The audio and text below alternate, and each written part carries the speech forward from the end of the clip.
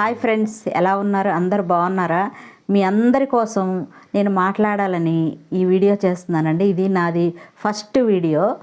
మీరు చూసి దీన్ని ఎలా ఉందో మీరు చెప్పండి. ఎందుకంటే నేను చాలా వీడియోస్ చూస్తానండి, ఎంతోమంది వీడియోస్ చూస్తాను.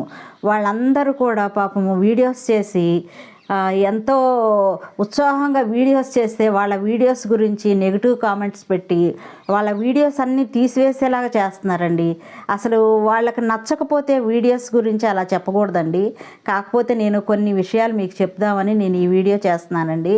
ఏమండి, మీరు మంచి అయితే మంచి చెప్పండి, చెడు అయితే అలా చేయకూడదమ్మా అని చెప్పండి.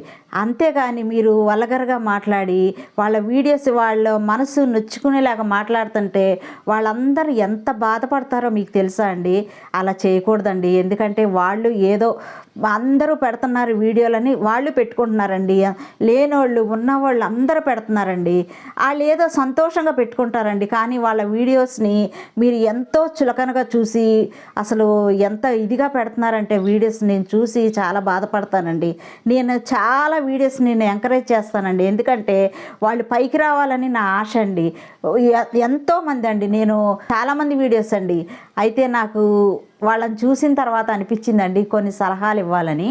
దాని గురించే నేను ఈ వీడియో చేస్తున్నానండి. అవి ఒక్కటే కాదండి, ఇంకా నా జీవితంలో జరిగినాయి, నేను నా జీవితంలో సంతోషంగా చూసిన ప్రదేశాలు కానీ, నేనున్న ప్రదేశాలు కానీ, చిన్నప్పటి నుంచి నాకు ఊహ తెలిసినప్పటి నుంచి నేనున్న ప్రదేశాలు కానీ నేను మీతో పంచుకోవాలని ఈ వీడియో చేస్తున్నానండి.